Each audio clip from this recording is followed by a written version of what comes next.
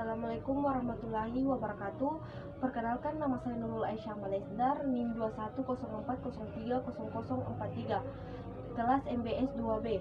Nah, baik, langsung saja saya akan menjawab pertanyaan. Yang pertama itu ada alat aktivitas. Nah, pada suatu produk yang dipengaruhi oleh beberapa faktor, yang pertama itu faktor substitusi. Nah, maksudnya itu barang pengganti. Contohnya, apabila harga emas naik, maka otomatis masyarakat tidak akan membelinya dan masyarakat akan beralih kepada barang substitusi yang imitasi. Jadi di situ terjadi elastisitas. Nah, di mana emas asli mengalami penurunan permintaan, sedangkan emas imitasi mengalami kenaikan permintaan.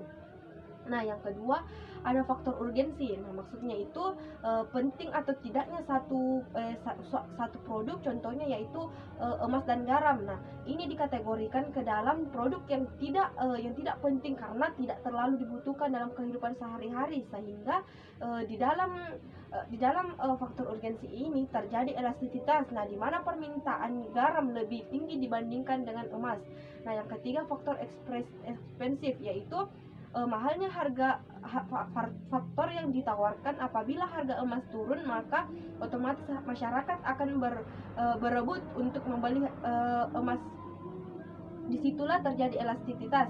Nah, yang kedua, elastisitas pada penawaran. Yang pertama itu ada elastisitas sempurna, maksudnya meskipun harganya naik tetapi komposisinya tetap sama. Contohnya garam. Apabila harga garam naik, maka secara tidak langsung kita tidak boleh untuk mengurangi tekanan garam kita untuk mengikuti. Contohnya kita bilang bikinnya harga garam naik, maka saya akan mengurangi takarannya. Nah, penggunaan garam hal itu tidak berlaku dalam elastisitas sempurna. Kemudian ada elastis relatif. Apabila suatu perusahaan menaikkan harga 5%, maka kuantitas harga itu menjadi turun kurang dari 5%. Tetapi sebaliknya, apabila perusahaan menurunkan harga, maka harga naik kurang dari 5%. Nah, kemudian ada faktor inelatis. Nah, inelatis ini meskipun harganya naik tetapi tetap dibeli karena sifatnya itu ada dibutuhkan dalam kehidupan sehari-hari. Contohnya seperti beras. Nah, di mana beras itu sangat dibutuhkan setiap harinya karena bahan pokok. Nah, adapun elastis tidak sempurna. Nah, di mana elastis tidak sempurna ini maksudnya meskipun harganya naik tetapi jumlah penduduknya tetap sama. Contohnya garam. Apabila harga garam naik, maka seseorang tidak perlu mengurangi takarannya meskipun harganya naik. Nah, yang ketiga, di sini saya akan menjelaskan 4 definisi pasar beserta contoh produknya.